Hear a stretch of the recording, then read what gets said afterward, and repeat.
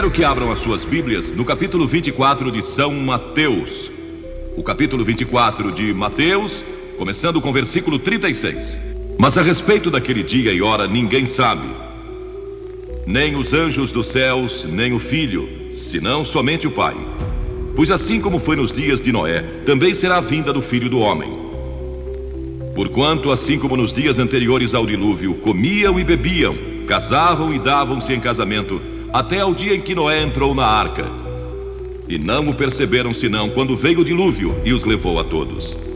Assim será também a vinda do Filho do Homem. O mundo vai chegar a um fim? O mundo vai chegar mesmo ao fim um dia? Há pessoas que acham que alguns de vocês jovens que estão aqui hoje verão esse momento. Talvez aconteça durante nossa vida. Metade dos americanos entrevistados para uma pesquisa há 2 meses declararam acreditar que uma guerra nuclear vai acontecer em nossa época. Logo depois do sequestro do avião da TWA, voo 847, convocaram uma conferência mundial de peritos em Washington para discutir a real e terrível ameaça do terrorismo nuclear. Uma organização terrorista se apossando de armas nucleares e começando uma reação em cadeia que poderia destruir grande parte do mundo. Poderia acontecer? O Dr. Carl Sagan declarou em uma rede de televisão que o consenso atual de opinião de físicos nucleares é que bastariam 100 das bombas em existência para lançar o hemisfério norte no inverno nuclear, depois de destruir 1/3 da raça humana e deixando a Terra coberta por um manto de trevas. Um dos grandes sucessos de Hollywood há alguns anos atrás foi O Cavaleiro Pálido, cujo subtítulo foi uma citação vinda diretamente do livro do Apocalipse, e o inferno o seguia. Um cientista alemão disse que já se tornou possível despovoar a Terra. Historiadores como William Volk dizem que o dia do juízo está próximo. Mas então percebo algo assombroso para mim, chocante.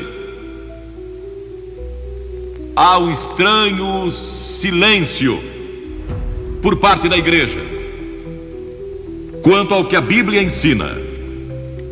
Há líderes da igreja que, como eu, defendem a redução ou destruição de todas as armas de destruição em massa. Não sou um pacifista, nem a favor de desarmamento unilateral.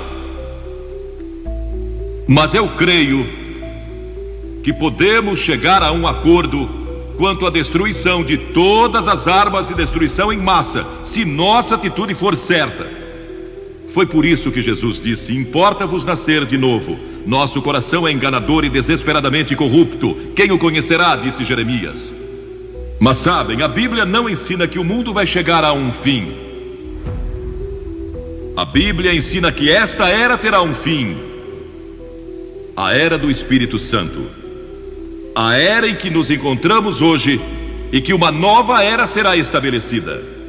Em outras palavras, assim como você troca seu carro velho por um novo, Deus vai trocar este sistema maligno atual que chamamos de cosmos, um sistema mundial, vai trocá-lo por uma nova era. E essa nova era será a era do reino de Deus.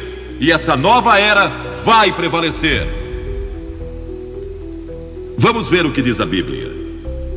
O Novo Testamento menciona o novo nascimento 9 vezes, arrependimento 70 vezes, batismo 20 vezes. Mas alguém disse, eu não contei, por isso não sei se isso é um exagero ou não. Mas alguém declarou que a segunda vinda de Cristo é mencionada mais de 380 vezes.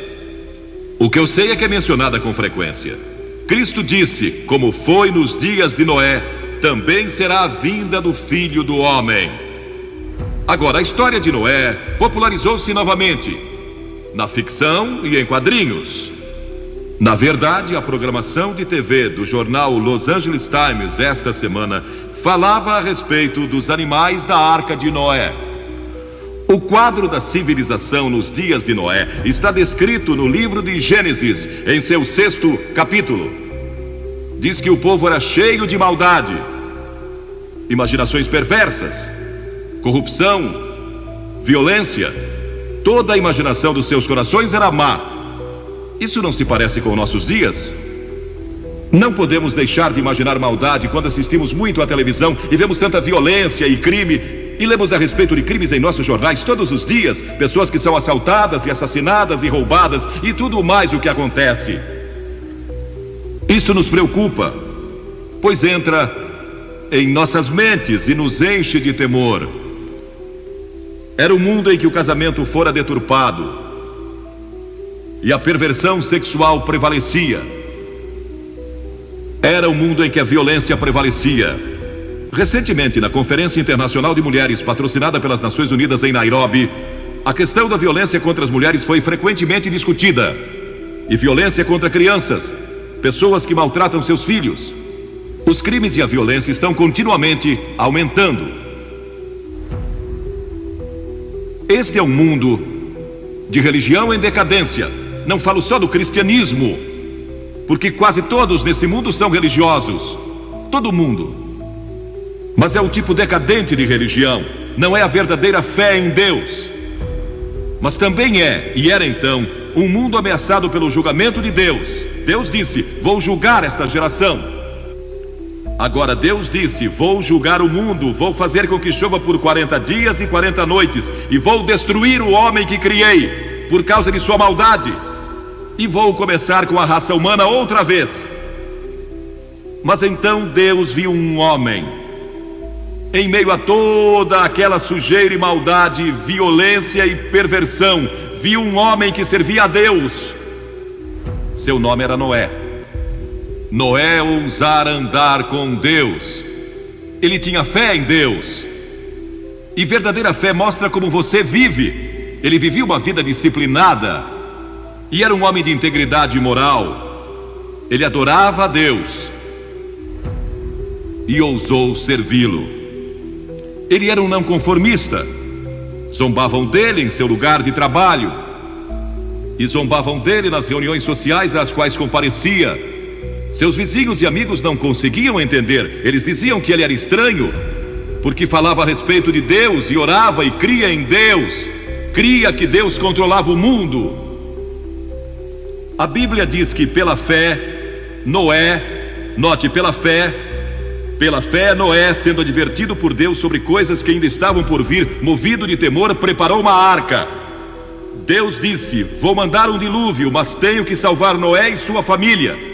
Noé vive para mim, e Deus não pode julgar uma pessoa que vive para Ele. Uma pessoa que chegou a Cristo e à cruz, que recebeu o perdão dos pecados e que vive para Jesus Cristo, não pode ser julgada. Já nenhuma condenação há para os que estão em Cristo Jesus. Você nunca comparecerá diante do trono do juízo. Se crê em Cristo, Ele é seu lugar de refúgio. E Noé não podia ser julgado. Então Deus disse: preciso achar um meio de salvar Noé e sua família. Então Deus veio a Noé um dia e disse: Noé, eu vou destruir o mundo e começar outra vez. Quero que construa um grande navio e que o faça de cipreste. Cubra-o de piche por dentro e por fora. Faça-o de 150 metros de comprimento, 25 de largura e 15 de altura, com 3 andares. E põe uma janela e uma porta. E comece logo. Vocês podem imaginar como aquele povo zombou?